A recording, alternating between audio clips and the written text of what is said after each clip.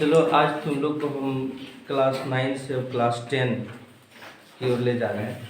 और पहले आज के डेट में शुरू करते हैं मैथ। नहीं, मैथ अक्सर एक ऐसा सब्जेक्ट है ना जिससे लोग या तो डरता है या लोग उसमें रुचि लेता है।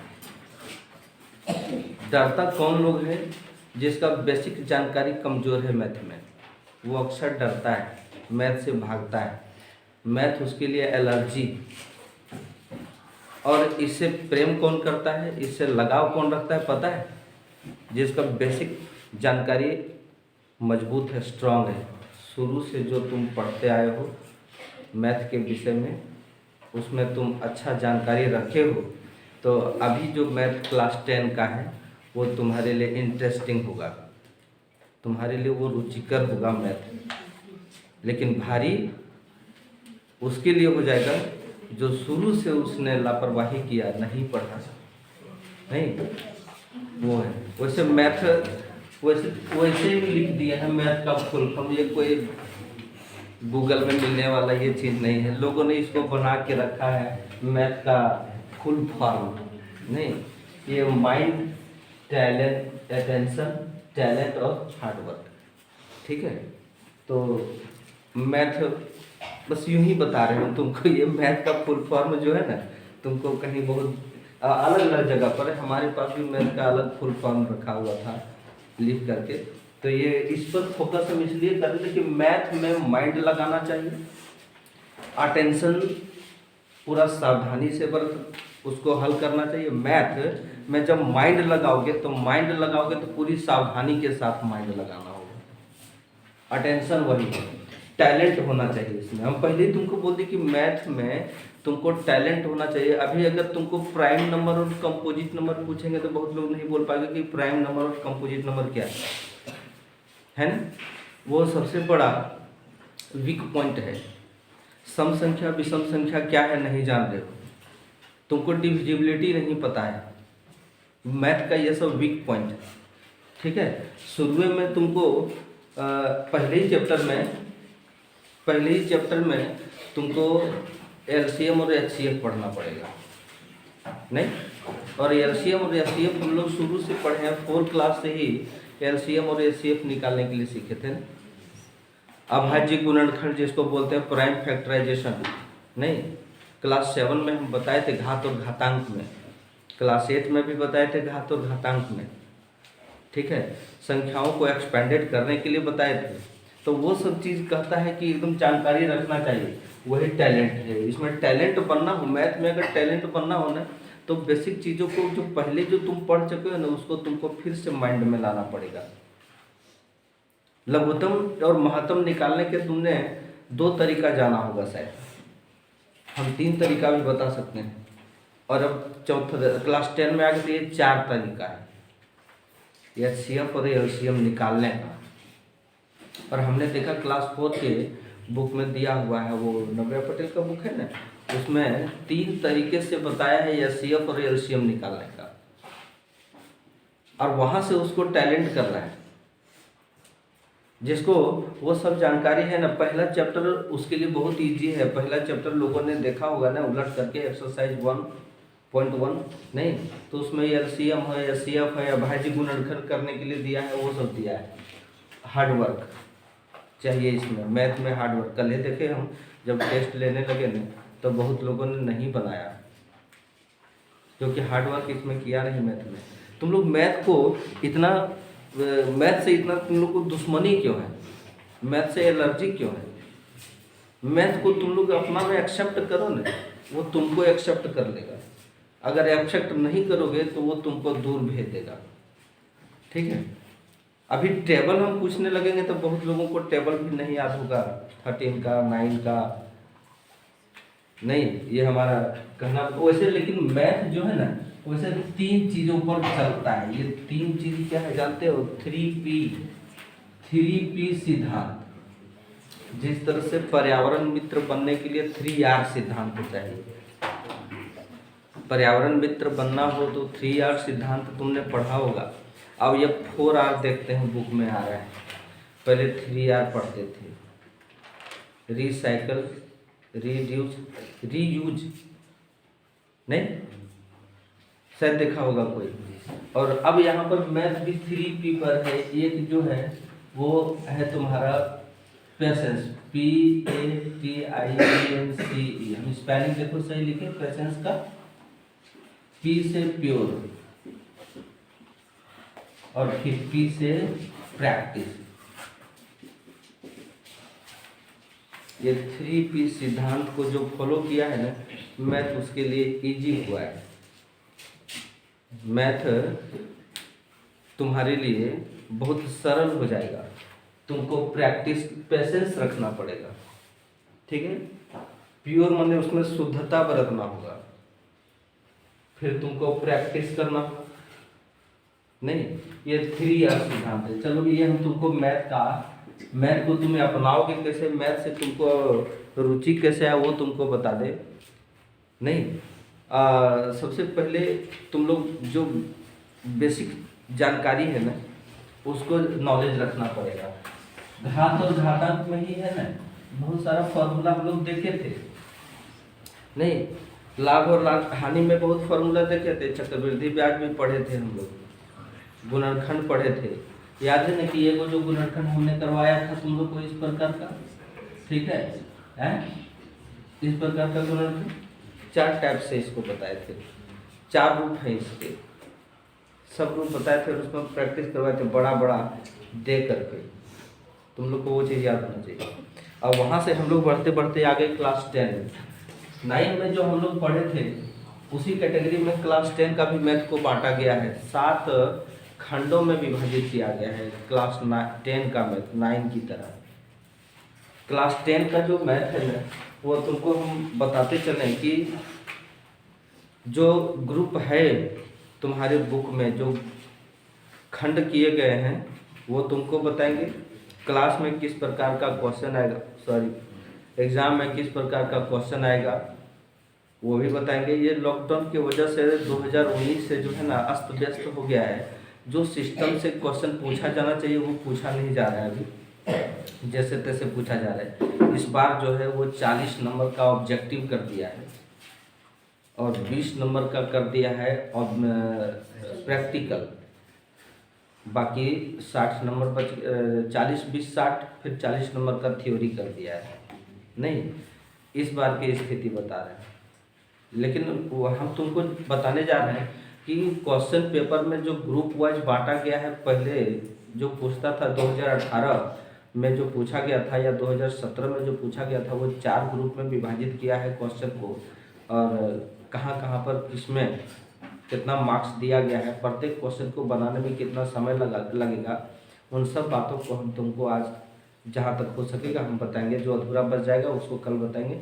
इतनी सारी चीज़ों के बाद हम चैप्टर शुरू करेंगे। तो देखो तुम्हारे बुक में सबसे पहला ये चैप्टर जो है वो content unit, CTANT,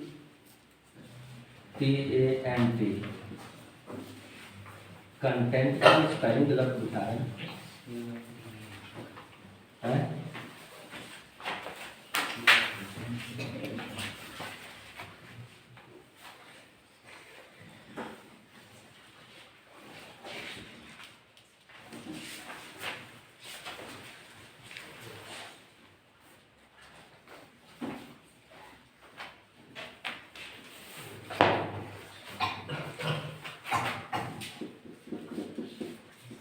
content unit, ठीक है।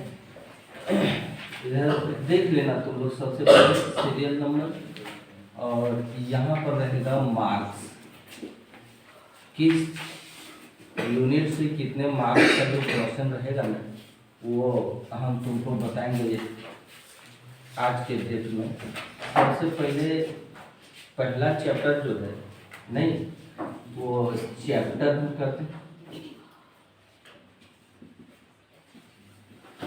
चैप्टर करते हैं। और ये है रियल नंबर।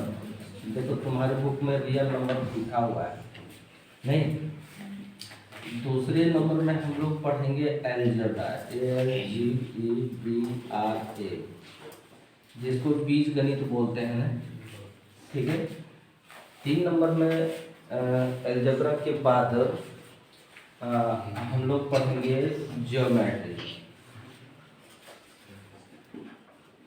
ठीक है, ध्यान देना कहाँ कहाँ पर है, चैप्टर भी बताएंगे। यहाँ पर हम अगर चैप्टर का एक और कॉलम बना दें तो कौन कौन चैप्टर हमारा वो रहेगा वो भी हम यहाँ पर लिख देंगे।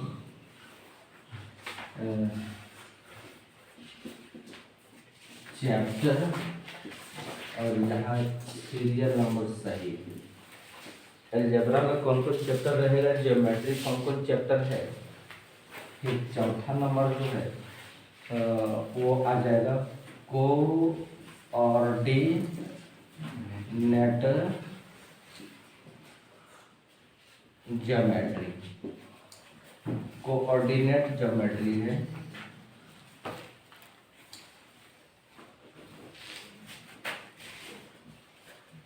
पांचवा हम लोग पढ़ेंगे ट्रिगोनोमेट्री।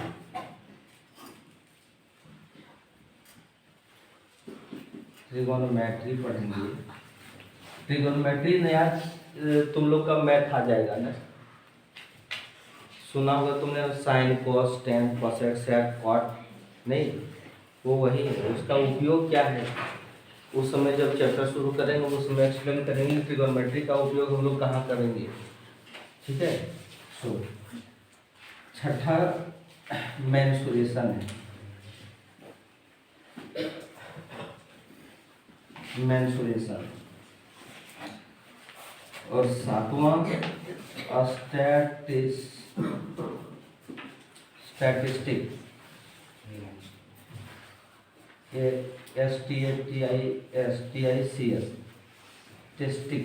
एंड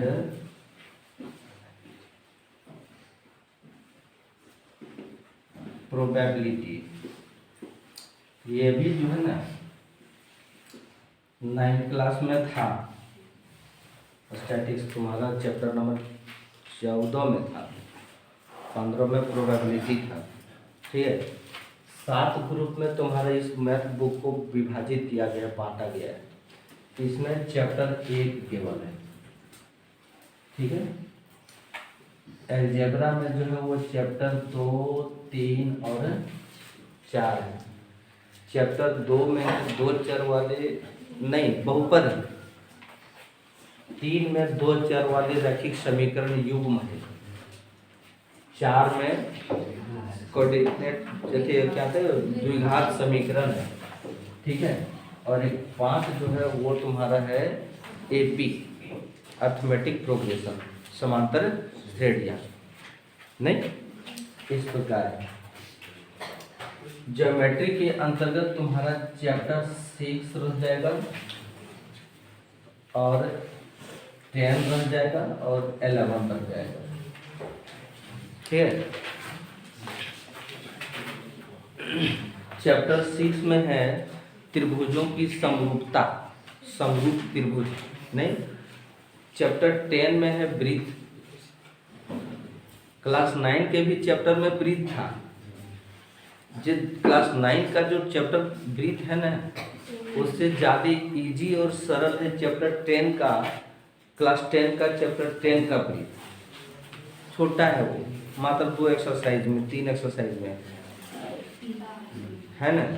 और 11 नंबर में रचना है, कंस्ट्रक्शन, जो कि तुम्हारे भी क्लास 9 में भी 11 नंबर के चैप्टर में कंस्ट्रक्शन ही था।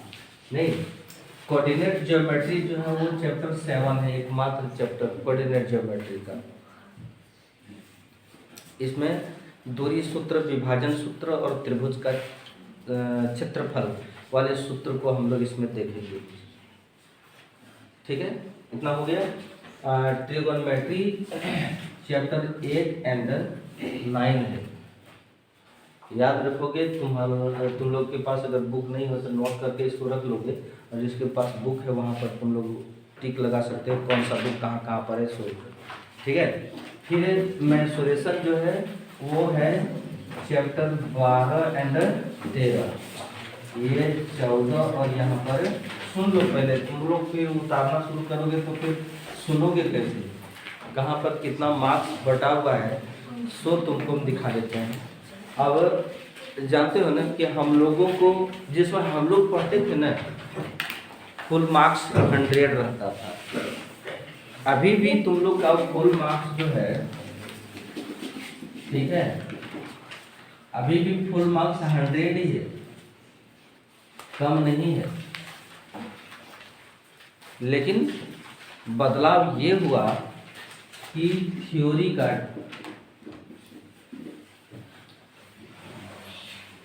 के लिए तुमको 80 और प्रैक्टिकल के लिए तुमको 20 मार्क्स का पूछा जाएगा। ये जो प्रैक्टिकल है ना वो हर सब्जेक्ट में रखा गया है। अब थ्योरी 80 नंबर है, 80 नंबर के लिए हम लोग इतना जद्दोजहद करेंगे पूरे साल भर नहीं।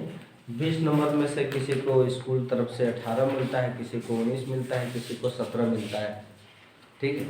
ये तुम्हारे हाथ का है, तुम अपना स्कूल में तुम्हारा किस प्रकार का परफॉर्मेंस रहेगा, तुम्हारी उपस्थिति कैसा रहेगा, तुम स्कूल में कैसे डिसिप्लिन में रहा है, तुम टीचरों का आदर्श बन करके कैसे रहा है ना। ये सब बातों को ध्यान में रखते हुए ये टीचर लोग देता है, ठीक है। लेकिन अब कुछ नहीं है, अब व्यवसायिक वाला चीज़ हो गया है, इससे अब पैसा लोग कमाता है। 20 नंबर लेने के लिए 500 रुपया, 1000 रुपया, 700 रुपया करके ले लेता है टीचर लोग, है ना। तो ये व्यवसायिक रूप में, लेकिन रियल में जो है ना इसका मतलब वही है कि इसमें से भी 2 ग्रुप बटा हुआ था, 10 और 10 था। ये जो 10 था वो सेंटर पर ही उसको प्रैक्टिकल करके मैंने करवाना पड़ता था, ऑब्जेक्टिव रहता था उसमें। और अब ये नीचे का 10 नंबर जो है ना वो क्वेश्चन ही दे दिया, घर से तुम बना करके लाओ और जमा कर दो, ठीक है।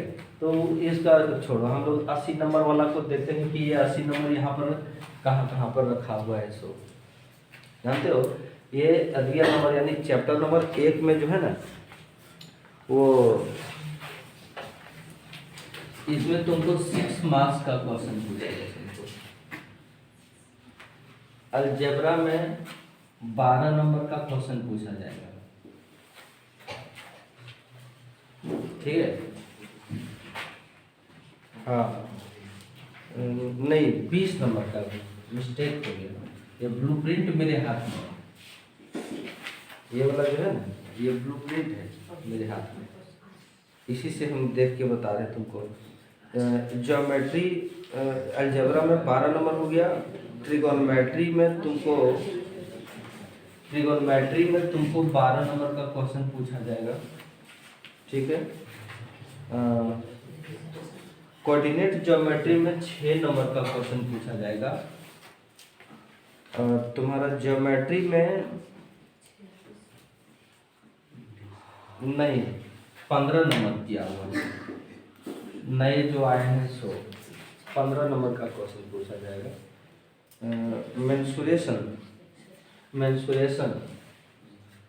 मेंसुरेशन में दिया हुआ है 10 नंबर और ये 11 नंबर।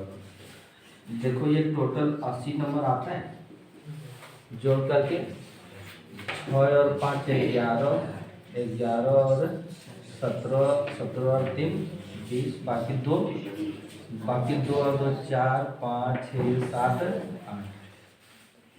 80 नंबर का क्वेश्चन तुमको यहाँ पर मिल गया। इन चैप्टरों में ये नंबर इस प्रकार डिवाइड है, ठीक है।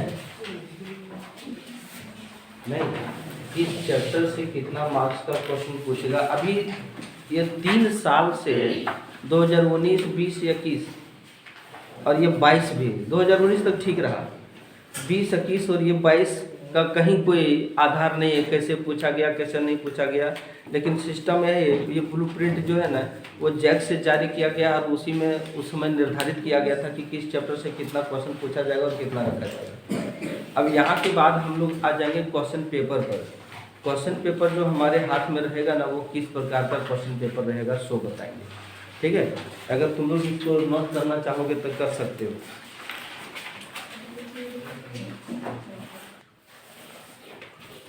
80 रहेगा। थ्योरी वाला जो क्वेश्चन पेपर पूछेगा सो 20 नंबर वही बोल रहे तुम्हारे हाथ का है। तुम अपने स्कूल में कैसे अपना एक्टिविटी को दिखाया है। सर्वांगीण विकास कहता है बच्चों में सर्वांगीण विकास कीजिए, तब सर्वांगीण विकास टीचर करे तो करे कैसे। पता चलता है कि प्रार्थना के लाइन में असेंबली में बाहर लोग कुछ छुप छुप करके खड़ा है उधर, जैसे असेंबली खत्म होता है वैसे सब आता है क्लास, ठीक है। कैंपस नहीं है वहाँ की बात करें, जिस विद्यालय में कैंपस है वहाँ भी कुछ बच्चे बाहर रह जाता है, जब देखता है कि प्रार्थना खत्म हो गया उसके बाद घुसता है। सबसे फॉल्ट बड़ा फॉल्ट वहाँ है, क्योंकि प्रार्थना लाइन में जो चीज़ बताया जाता है वो तुमने कुछ सुना नहीं, ठीक है। फिर तुम आगे बढ़ोगे कैसे। खेल कूद में भागल चलता है, हम लोग देखते कि बच्चा को कहते रे लंबी कूद में कौन कौन भाग लेगा, पता चलता है कि सबको पीछे हो गया। ऊंची कूद में कौन कौन भाग लेगा, कोई लेना नहीं चाहता। सर्वांगीण विकास कैसे होगा, ठीक है।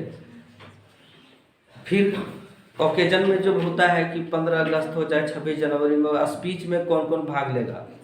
गाने में भी यहाँ तुम लोग को कह रहे हैं गाने में कौन कौन भाग लोगे ना, तो गाने के लिए हमको यहाँ पर बड़ी खुशामद करना, तुम गाओ, ऐसे थोड़ी ना होता है।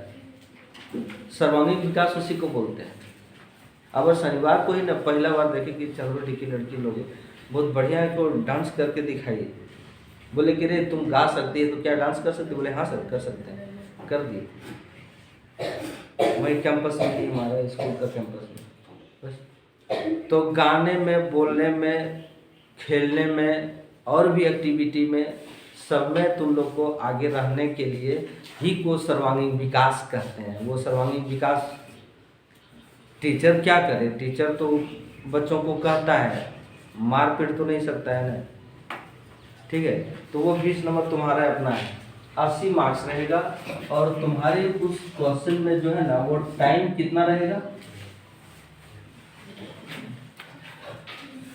3 घंटे 15 मिनट, ठीक है।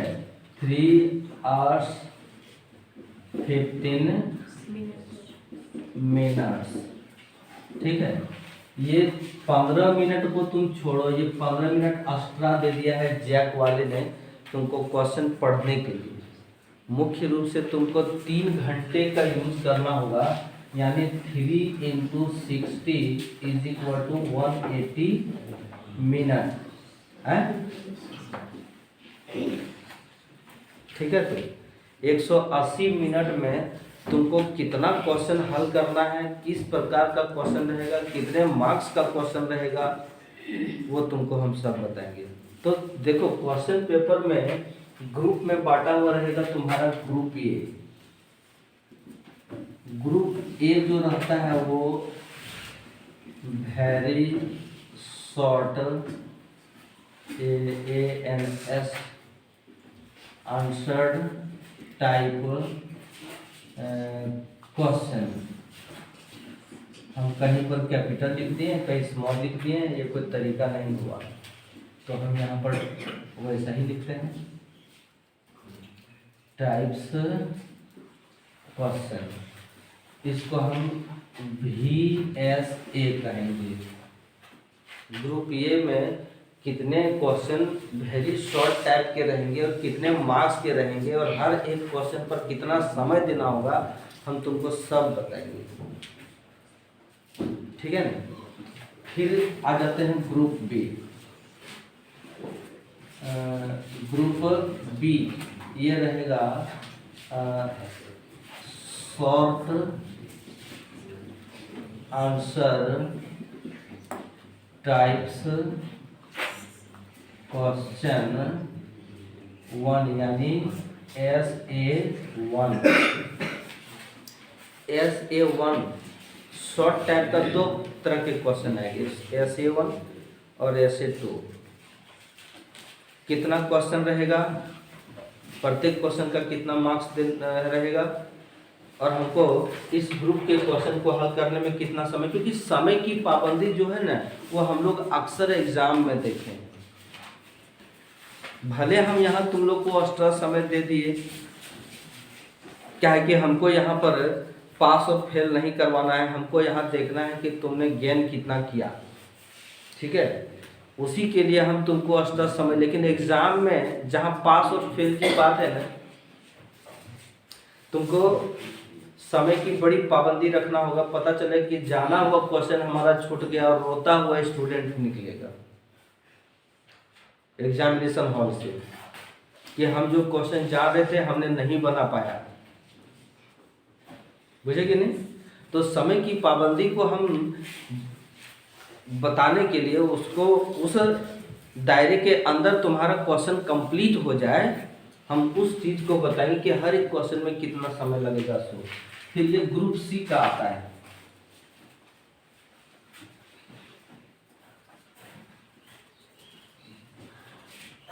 Group C short answer types question A2 यानी SA2, इसका भी देखेंगे हम। ग्रुप डी जो आता है वो लॉन्ग टाइप,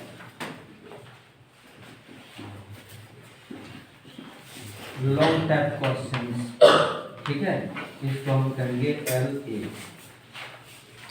तो इस प्रकार क्वेश्चन पेपर में जो है ना 4 ग्रुप में तुम्हारा बटा हुआ है, और चारों ग्रुप में कितने क्वेश्चन आएंगे वो तुमको हम बताएंगे, ठीक है।